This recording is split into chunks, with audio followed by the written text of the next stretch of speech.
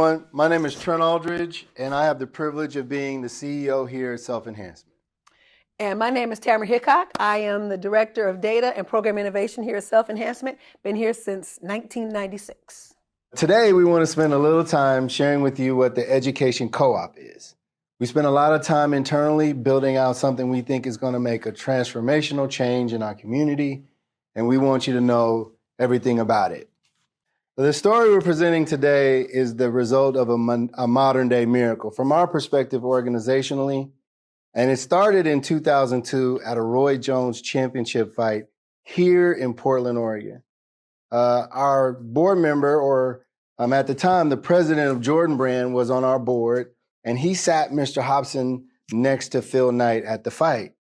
Mr. Hobson, ever the opportunistic person, knew he had 3 hours to get a meeting scheduled with Phil. And at the end of that fight, he did. By the end of 2002, he had met with Mr. Knight and was able to secure $5 million for our organization. And with the conversation being, get back with me in about 6 months and we can talk about more meaningful gifts. And Mr. Hobson reached out to Phil and his team monthly for 17 years. To me, the level of diligence required to stay with that, not being discouraged, is a miracle in itself. Yeah. Fast forward to 2020, the tragic murder of George Floyd had Phil actually call Mr. Hobson, saying that Nike and Jordan Brand were making a commitment to community and wanted Self-Enhancement to be a part of that.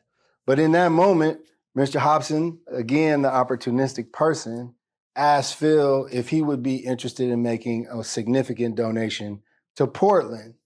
And Mr. Knight said, what are you thinking? He was like, well, I think this is going to be big. Well, how much are you thinking? He's like, maybe $500 million. In any of this conversation, he did not say no, right? Which is a miracle, again, if you ask us. And so with that information, Mr. Hobson called two people he knew that were always ready. We have a saying here at Self-Enhancement, if you stay ready, you don't have to get ready. And so Mr. Hobson called Ronnie Herndon and Rakaya Adams because he knew that they were always ready. And together they created what has now become the 1803 Fund. And the 1803 Fund is a effort for a community to inspire, support, and empower community. And so the three main things that the 1803 Fund is really working towards is place, culture, and education. And they're going to invest not only in community, but in resources to make sure that these dollars always remain available. And so for us, Miracle, again, is our organization will take this great opportunity that 1803 is providing us to create a collaborative or cooperative to do this great work. And they've given us a special grant, which will allow us to fund the education part of their work. And we will take those resources to create a new initiative. And why SEI makes a ton of sense is because our organization aligns perfectly with the values of 1803. We've been doing place-based work since our inception. We've been doing culture and supporting Black students with students and families and community and staff that look like them. And then, of course, the education work is what we're most known for. We've been transforming lives for 44 years. And so the alignment for us was perfect. The values of the 1803 and ours matched.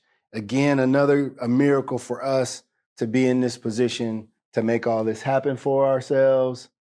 And so what does this mean? There's a tremendous opportunity in front of us and what we're going to be calling the co-op.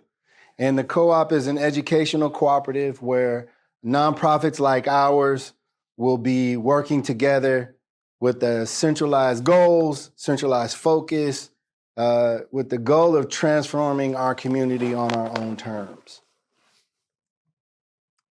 So we plan to establish a community-based cooperative to deliver vital, culturally responsive services for lasting transformational change for youth and families.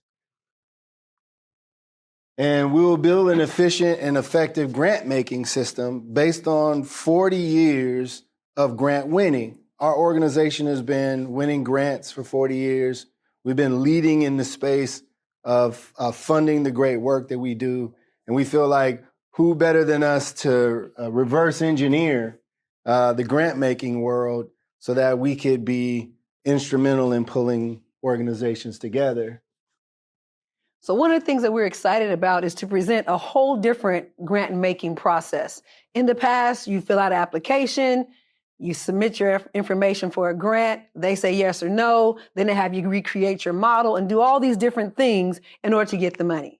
One of the things we want to do is present, based on all of the history we have, some really specific examples of what we've learned over our grant time. We've been a part of 3 different significant cohorts that have brought us to this moment. One being the Thrive Foundation out of California, where we worked with groups as far away as New York, Texas, and California to be a collective to make an impact. Successful Families was here in our own Multnomah County, was a group for 5 local organizations. And then finally, the Promise Neighborhood Initiative. National model, but again, what we've learned from all of those, you can't force your model on someone and expect success. One of the things we're doing differently is allowing everyone to bring their model, and how can we collectively use what you've learned, who you are, and who you serve to make an impact on our community. We're looking forward to bringing in that difference. So we will align agencies in pursuit of transformative, unified goals. We will actually sit down and say, if you get this many kids to graduate and you get this many kids to graduate, what can we do in our community as opposed to people working in silos? So here in this part, some of the main goals organizationally for us, 4 things that we found throughout our experience and a lot of the feedback we've gotten from community as well as other organizations are, we are always attacking high school graduation. How do we get our students past that first threshold, that very first important threshold? Reading and math proficiency in the state of Oregon, especially for students of color, those levels are really way too low. We know that we have to make a difference. We can't just rely upon the educational system. We have to be a part of the solution ourselves. And then the 21st century, we're in the AI revolution as we speak. And so organizationally and as a collective, we need to be at the front if we want to lead our community in the tech space.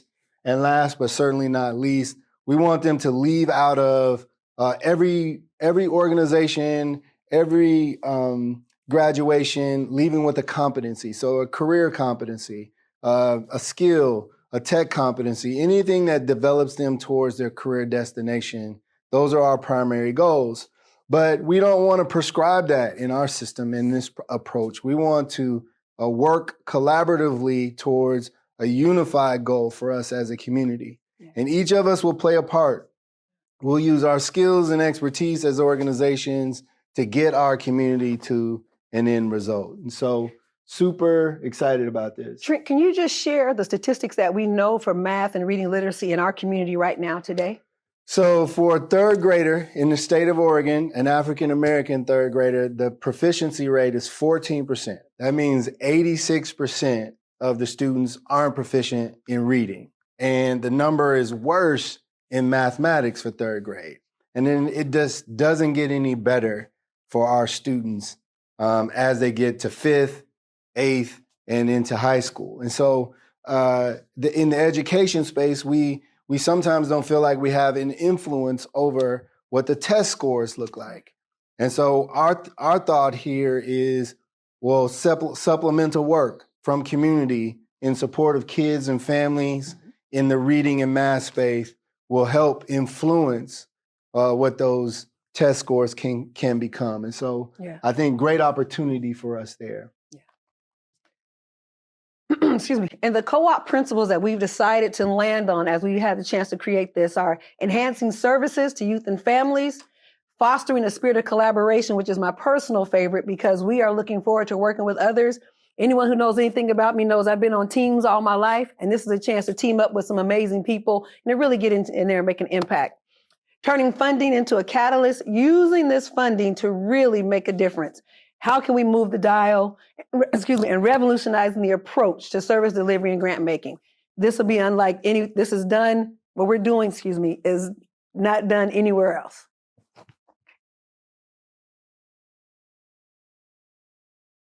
To me, I think in all spaces, when you're new to a space, this will be our first time as a true grant-making organization, and there's an opportunity to innovate.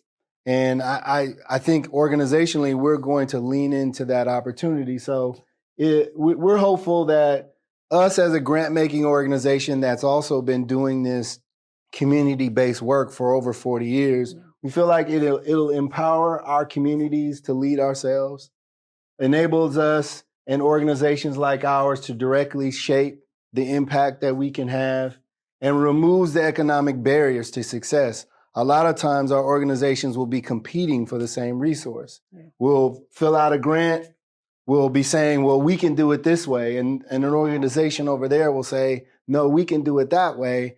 And sometimes the goal can be missed. The output can be missed because we're not in alignment. Yeah. We won't have those challenges. We will be working for the betterment of our own community. And so that time spent working together will provide a tremendous opportunity and innovation in this space. And we feel like it's the direction that all organizations should work towards, is a more collaborative one for sure. Grants. The grants that we're going to be presenting to you today are two types of grants. So we have a strategic planning grant, which is a 1-year grant to work on the planning, strengthening, and sustainability of your agency. This is the unique part. This is the part where you get a chance to sit down and go over some things and learn from other experts in the room, if awarded this grant, to strengthen yourself to be able to go forward to up to 9 years of funding with the implementation grants. So it starts out with the strategic planning, year 1, and then come 26, we go into our implementation grant for collective objectives, collaboration, and evaluation of the collective impact. The strategic planning grant starts out with identifying our priorities. In this time, we'll spend a year convening as a group. We'll spend a year getting to know one another. We'll spend a year setting goals for our community. We'll spend a year setting goals for our agencies. And that work done will then help us catapult us to preparing for the implementation grant. The strategic planning grants will include the amounts of up to $50,000 up to $250,000. They're 1 year. They're for planning, strengthening, sustainability. Some people may just need to keep the lights on and keep the doors open. And this current administration that we've all heard so much about, that we're all under, these things are important. And why would I apply for a grant? Some of us are applying, doing 16 pages to apply for a $10,000 grant. We want to get better than that. We don't want to have to come into a situation where we're fighting for that kind of scarcity. So also lead into evaluation at the end for improvement and preparation for implementation. So for us, our 1-year sustainability grants provide a number of really powerful opportunities. One is the ability to take more administrative dollars than most grants allow. And that's something that we'll have control over ourselves.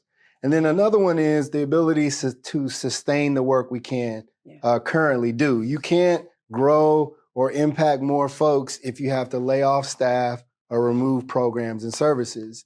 And so this first year will be about fortifying ourselves organizationally and preparing ourselves for what a true implementation grants look like. And so this is just a short explanation. There'll be some sustainability, there'll be some planning, and there'll be some strengthening of our organizations to make sure we're best served to be ready for the implementation grants.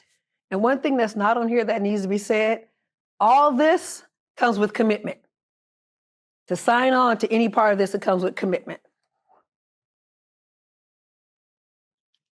And then the process, right? So we are having information sessions. The video you're watching now is just to kind of get you prepared.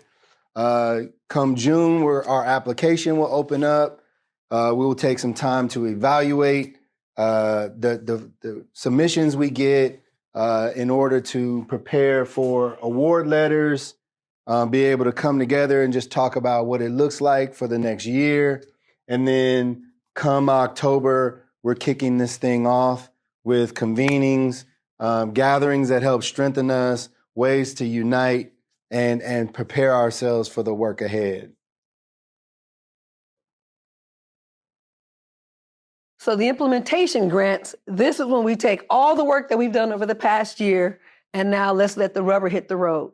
It will start with an application process, of course, but the grant plans to launch that speaks the planning to launch that speaks to the lived experience of the students and families in our communities. It's a big deal to us that you come into this space aware of where you are, aware of who you are, but most importantly, aware of who we're serving. Collaboration, partnering with purpose, a really big deal.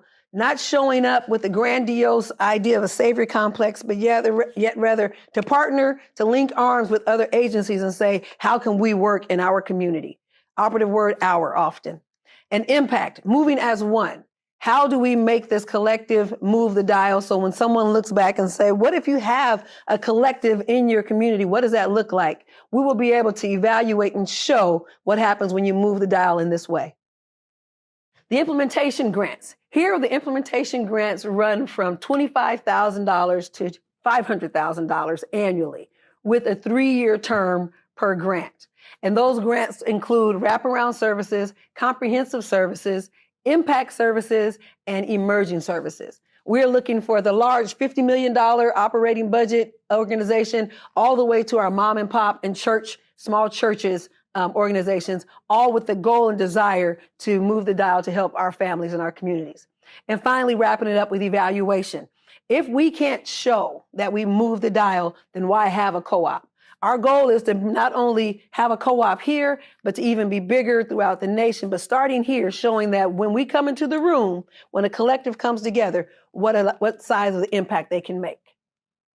Our implementation grants follow the same model as our first year grants, starting in 2026, the summer of 2026, when we wrap up our grants from last year and move into our implementation grants, starting with an application, a process that's probably going to be a little bit more robust than our first year grants. Yes. And then awards in August of 2026, with the kickoff being October again in 2026, where we get really to work in terms of working together as a collaborative with all of our organizations doing their part to move our community forward.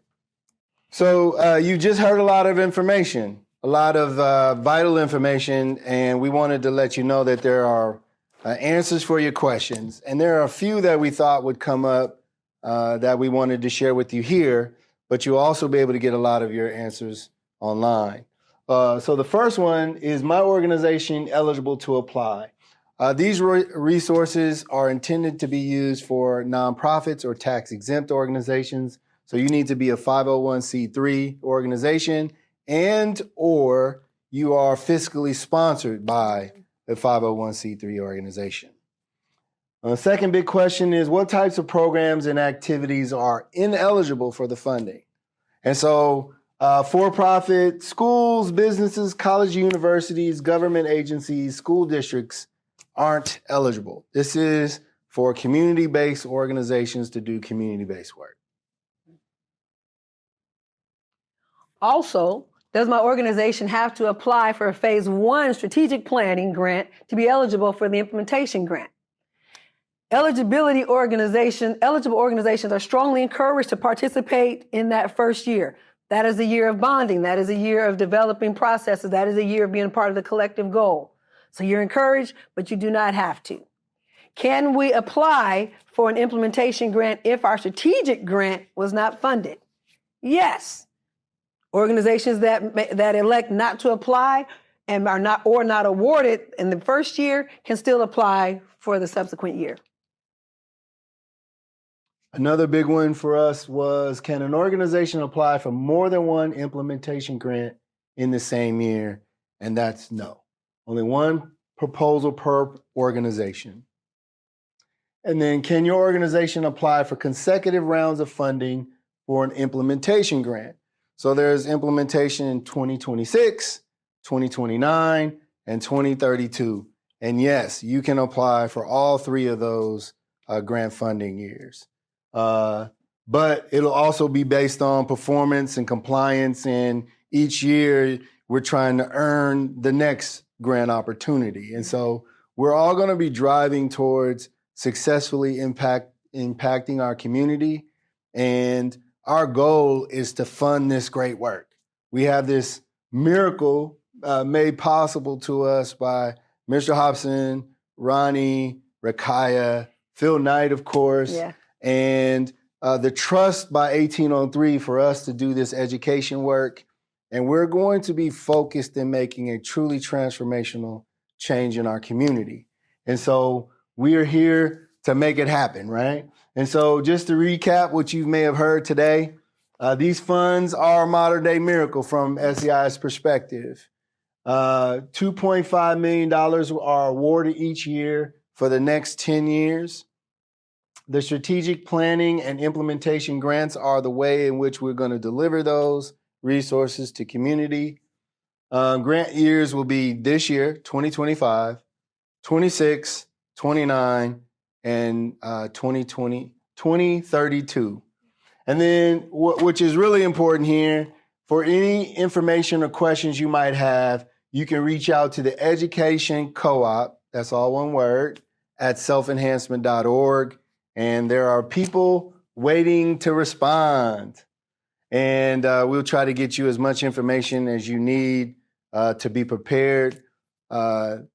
We've just appreciated your time. Thank you for staying to the end of the video, knowing that this work is transformational. It takes community to make it happen. It'll be more than just self-enhancement.